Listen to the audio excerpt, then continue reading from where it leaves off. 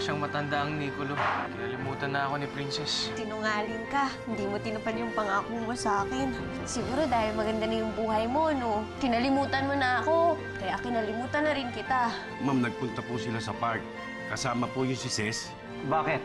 Ang dinig ko po nanliligaw po si Sir Luis kay Ces. Palibhasa kasi, nung umula yung talino dito, nakapayong ka. Are you trying to imply that I'm dumb? Kung may bobo dito, ikaw yon. Akala mo seryosohin ka ni Luis? Kapag nagsawa na siya sa'yo, iiwan ka din niya katulad ng pang-iiwan niya sa ibang babae. Sandali nga. Iwan mo ako! Teka nga. Bakit ba ang sungit-sungit mo? Hindi ka naman ganyan ng bata ka.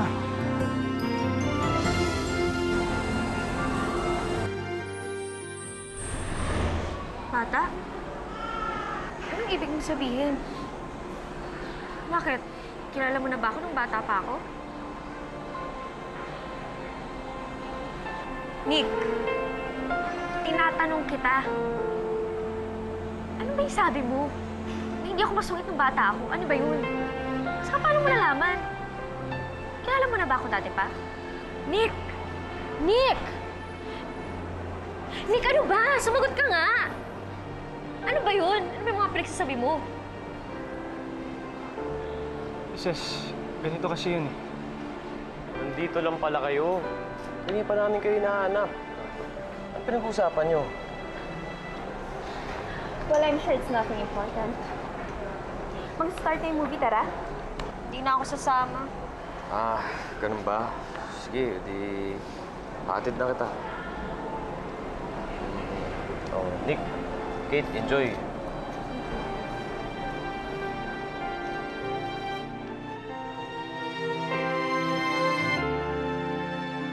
This can't be happening. Isipin mo naman ang daming nagkakandarapang babae kay Luis. Pagkatapos dating tindera sa tiyangge, yun ang papatulan niya? Calm down, Eliza. You are just overacting. Overacting? Nililigawan na nga ni Luis ni hindi natin alam. Eh, paano kung magkatuluyan sila? Mabuntis niya. Paano na? Malaking kahihiyan to para sa pamilya natin. Alam mo, hindi ka lang overacting. You're also overthinking this. Masyadong long-term ang pinoproblema mo. Don't tell me. Boto ka na maging girlfriend ng anak natin ang hampas lupang social climber na yon? Siyempre, hindi. I also want a girl na makakatuluyan ni Luis, ka-level natin. Oh, yun naman pala eh! Eh, anong problema? Kaya samahan mo ko, kausapin natin ang anak natin. Kailangan maputol kahit anong meron sa kanila bago lumabas to sa media. Hindi to lalabas sa media. Dahil hindi naman to magtatagal. Magtiwala ka sa akin. Ang tingin ni Luis, playtime lang dito kay Ces. Playtime? Hindi ba yun din ang sinabi mo sa akin tungkol kay Tess Makalintal? Ka-playtime mo lang siya hanggat sa nagkaanak kayo? Bakit sa akin napunta ang topic? Si Luis ang pinag-uusapan natin Hindi, dito. natatakot lang ako, Roberto. Baka mamana ng anak mo ang taste mo sa mga naka-playtime mo.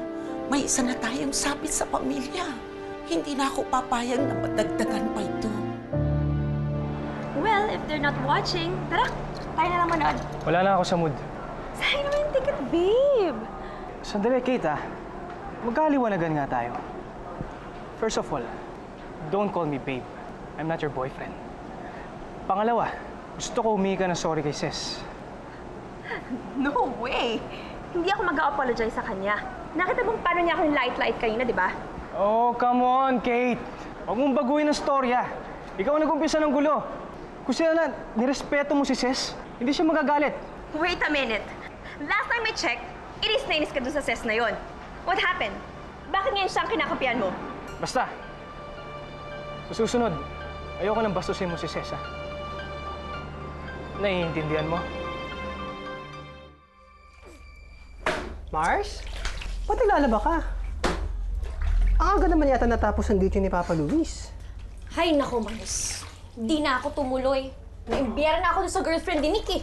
Ha? May girlfriend si Nick? Teka, alam itsyo. Maganda ba? Hindi, no? Para siyang hilaw na tilapia na sinaksakan mo ng glutathione. Tapos, Mars, yung ilong niya, Naguhumiyaw na peke.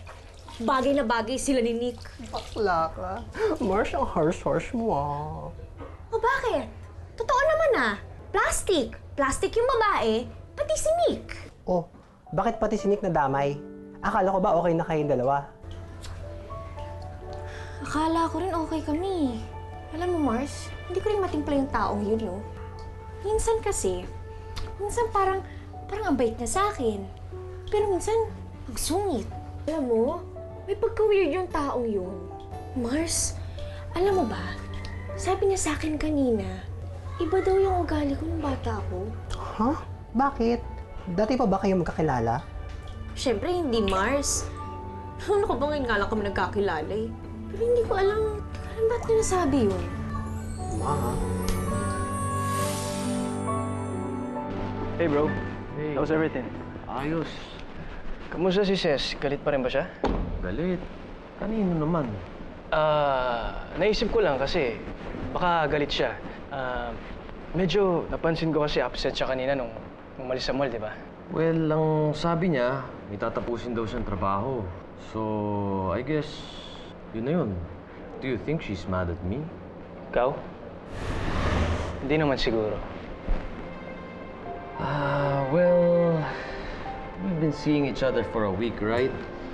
But parang feeling ko wala pa rin eh. Wala pa rin yung connection eh. Like there's a wall between us.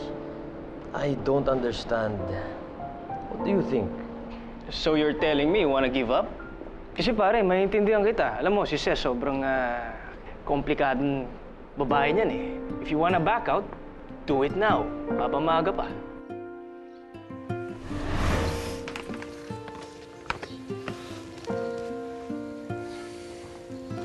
Selena, my love, ready ka na ba? Luis Grande, anong ready na? Saan? Ano to? Saka bakit may video? Wala yan. May sorpresa ako sa'yo. Zipline? Ano ka ba naman? Tok-tok sa heights, di ba? Huwag matakot. Ang taas-taas niya nung... Ako bahala sa'yo. Kailan ba kita pinabayaan? Sige na nga, pero promise mo sa akin, huwag mo akong bibitawan. I promise. Tara. Sige, tara. Yes, okay. I love you, Selena!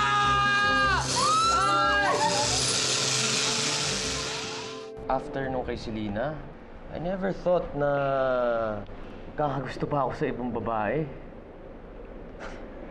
Actually, ready na nga akong maging single my entire life. But then she came. Nagbago. Kaya gusto ko nga malaman kung anong bang balita, kung tama ba itong ginagawa ko, kung kailangan ko bang pagpatuloy yung panliligaw, o baka inaaksayo ko lang yung oras ko, o baka may pag-asa pa ba ako. Hindi ko nga maintindihan talaga, bro. There's only one person that could actually answer your questions. Diretsuhin mo si Ces. Ba, kung makuha mo yung sagot na gusto mo, then great. Kung hindi naman, well, at least you tried. You're right.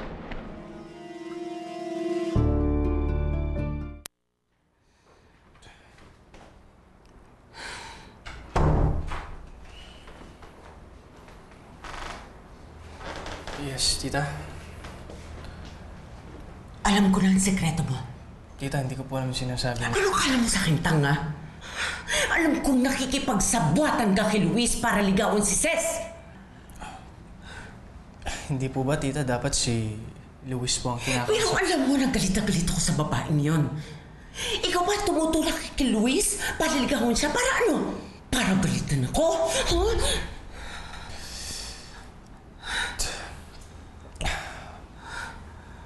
Tita, humingi lang naman ng tulong sa akin si Luis. And as his brother, I'm just doing my job. What? Brother? Masyado ka namang komportableng gamitin ang salitang brother. Baka nakakalimutan mo kung anong posisyon mo dito sa bahay. Isa ka lang hampas lupa. Actually, tita, hindi ko po makakalimutan yun. Eh, simula pa lang na tumira ako dito eh. Yun po ang lagi niyong pinapaalala sa akin. Wala ka talagang moto. Manang-mana ka talaga sa nanay mo.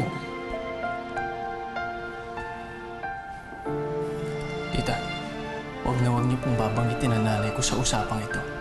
Dahil wala siyang kinalaman dito. What? She has a lot to do with this. Kung hindi niya nilandi ang asawa ko, sana wala ka sa buhay ko. Parehong-pareho lang kayo. Wala kayong dinala sa buhay ko kung hindi problema. Sakit ng ulo. Ano na naman yan? Ano naman yung pinagtatalunan ninyo? Pinagsasabihan ko lang tong bastardo mong anak. Pati influensya kay Luis. Imbis na makapag-focus ang anak natin sa pagtatrabaho niya, pinupush niya pa para ligawan niya si Ces. Sige na.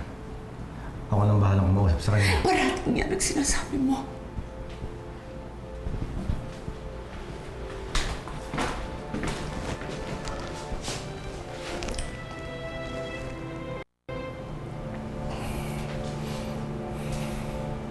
Pagalitan niyo na ako, Dad.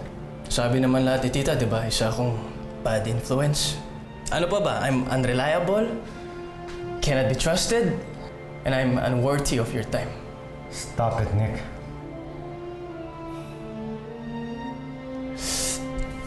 No, Dad. Pag-usapan natin to, di ba? Ano pa bang pwede ibato niyo sa akin, ha?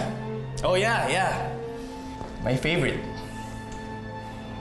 I'm a disappointment. Nick, tigilan mo itong mga drama mo. Wala akong oras para dito. May mas malaki tayong problema. Nalulugi na ang mall natin, nag-aalisa ng mga investors. I don't care kung ano man issue ninyo nila Eliza at Luis. Pero kailangan ko ng full attention ninyo para masalba natin ang kabuhayan natin. Do you understand?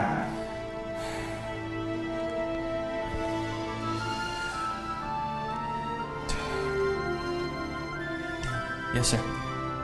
You know, you don't have to call me sir kapag nasa loob tayo ng bahay.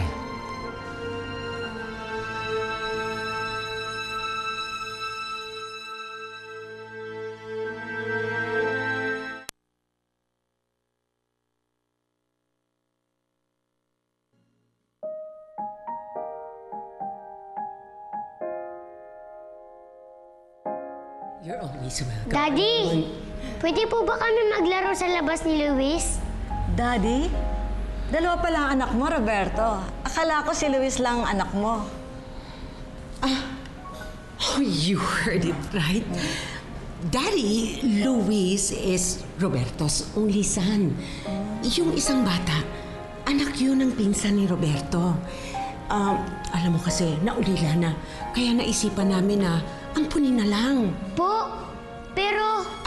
Nasanay lang siyang tawaging daddy si Roberto kasi yung ama niya, kamukhang-kamukha ni Roberto. Right, hon?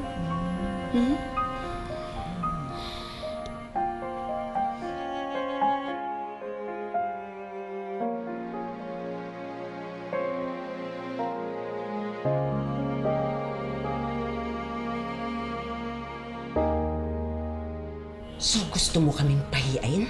Yung ba ang plano mo? Gusto mong sirain ang magandang pangalan ng pamilya namin? Ha? Wala, Eliza.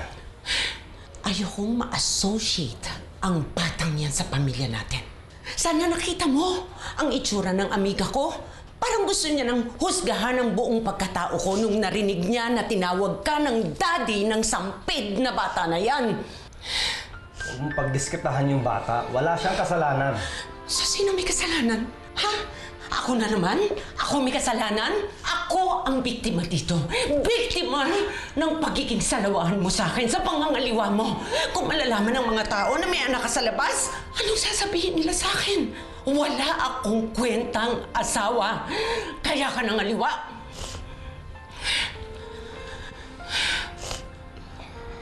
Tama na, Eliza. Sige na. Ako nang bahala dito.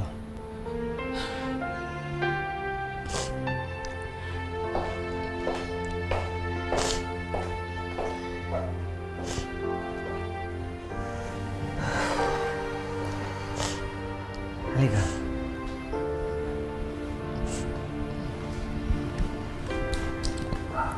Para hindi magalit ang Tita Eliza mo, wala ngayon, nasa labas tayo, o kaya may ibang tao. Dito ang tatawag mo sa akin, o kaya sir, hindi daddy. Totoo naman po. Daddy po kita. Anak, huwag mo masyadong maraming tanong. Sundin mo na lang ako.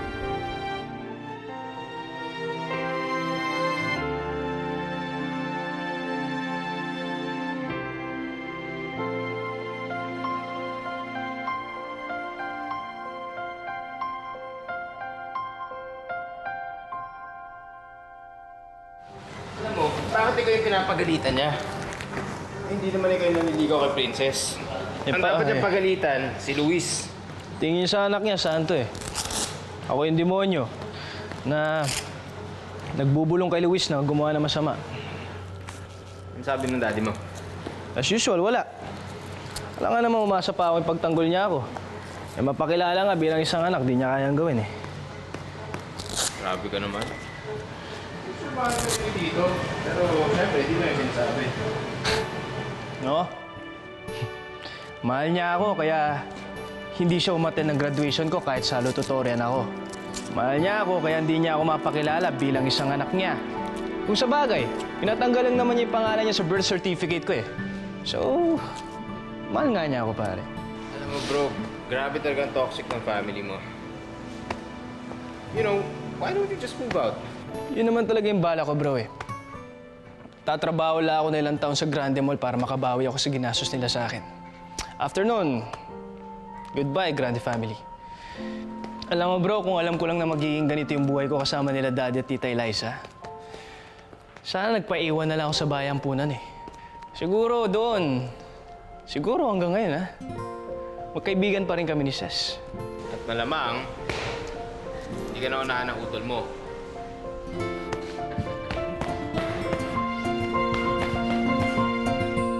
Malinis ba talaga intensyon mo kay Ate Sesame Labs? Oo naman. Seryoso ko sa kanya. Baka may asawa ka na o girlfriend. Wala. Single ako. Kapag ikaw, pinaluwa mo si Ate Sesame Labs, mananagot ka dito. Vic, bumalik ka na ng palengke. Hinahanap ka ni Phil. Hep, hep. Ano? Aalis ako, pero tandaan mo. Akin na to. Ikaw talaga, Vic. Sige na.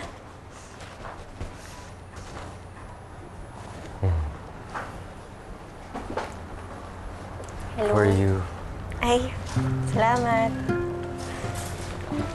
Teka, wala naman tayong usapan ngayon na makikita tayo, di ba? Actually, wala. I just really wanted to ask you something important.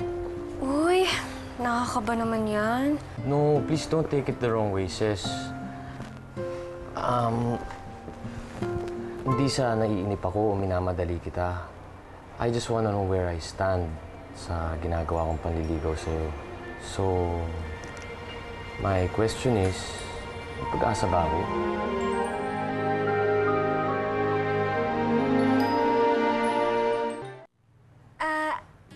Alam mo, sa totoo lang, na-appreciate ko lahat ng ginagawa mo sa akin. Alam mo naman, di ba, na lumaki ako ng walang magulang, walang nag-aalaga sa akin, walang nangamusta sa akin araw-araw. Nagtatanong kung kumain na ba ako, kaya natutuwa ako sa'yo. Kasi, alam mo yun, ang sarap pala ng feeling na may nag-aalaga sa akin.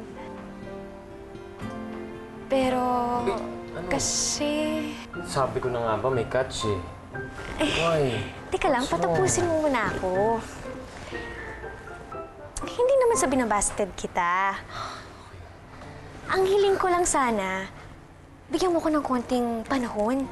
Kasi, syempre, kailangan mas makilala natin isa't isa, di ba? Oo, tama ka. Alam mo naman, marami pa tayong hindi alam sa isa't isa. Tapos, may mga sikreto pa tayong hindi natin nasasabi pa, di ba? Kaya yun. Saka, nag-iingat lang ako, ah. Ayoko lang kasi madaliin yung pakikipagrelasyon. Ang hirap kasi pag pinagkatiwala mo yung puso mo, tapos sasaktan ka lang. iiwan ka lang. Totoo yun. Salamat di mo binasted.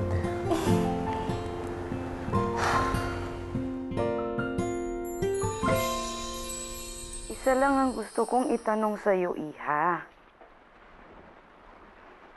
Gusto mo ba si Luis? Oo. Sa totoo lang, Mother, nasa kanya lahat ng katangian ng perpektong lalaki. Matalino siya, mabait, malambing, maalaga. Tapos, Mother, bonus pa yung sobrang gwapo niya. Ano naman ang pumipigil sa'yo para sagutin mo siya? Naisip ko lang ko kasi, Mother. Paano kung ngayon niya lang ako gusto? Tapos mangangako siya na hindi siya mawawala. Pero bukas makalawa, iiwan na rin ako. Tapos maglalako na lang siya na parang bula. Hanggang ngayon ba iniisip mo pa rin na ang mga ginawa sa'yo ng dati mong kaibigan? Mother, alam kong matagal na ho. Alam kong bata pa ho ako noon. Pero kasi, Mother, dala-dala ko pa rin eh. Ang sakit-sakit ang ginawa niya sa akin. Pinaasa niya ako. Sinabi niya sa akin na hindi siya mawawala. Tapos, wala, iniwan na lang ako. Kinalimutan niya na ako. Princess, alam mo, Iha, hindi porke na masama naging karanasan mo minsan, isasara mo na ang puso mo. Huwag mo hayaan ng isang bagay na napigilan ka sa mga makapagpapasaya sa'yo. Hindi naman lahat ng lalaki ganun. Meron dyan yung seryoso at tapat naman magmahal. Kaya buksan mo ang mata mo, ang isip mo, ang puso mo, at makikita mo rin ang lalaking nakatadhana sa'yo.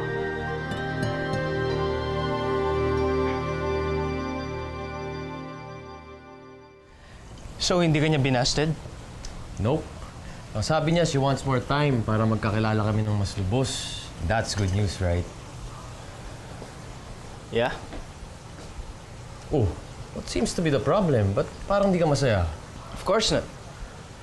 I'm happy for you, Luis. In fact, napakaswerte mo nga dahil nakakilala ka ng isang babaeng tulad ni Princess. Thanks. I really owe it to you, bro. Kung wala ka, malamang binasted na ako ni sis. Don't mention it. No, seriously, bro. I really owe you. You really helped me. Ay, nako. Sana naman sagutin na ako ni sis. Ayaw kasi ni Kate, nakakaselos yung pinagagawa niyo eh. Ang tagal ko na rin single.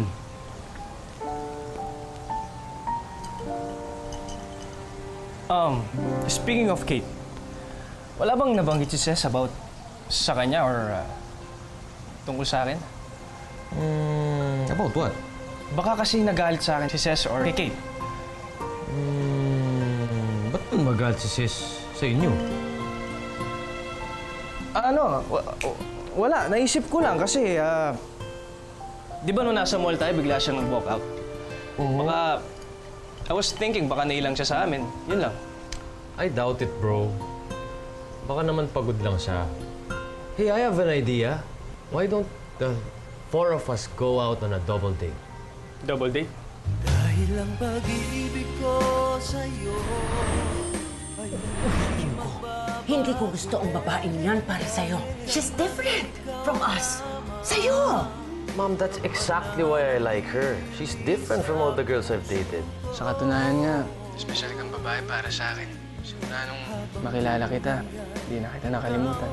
Totoo nga niyan eh. Mahal na kita. Malaki Malaking gulo yan, pare. Lagot ka kay Luis. Yun na nga problema ko, bro eh. Hanap ko na yung babaeng mamahalin ko ulit. I really like sis. Hindi ko na siya papakawalan. Dapat lang. Kasi pag pinakawalan mo yan, agawin ko siya sa'yo. You're joking, right? No.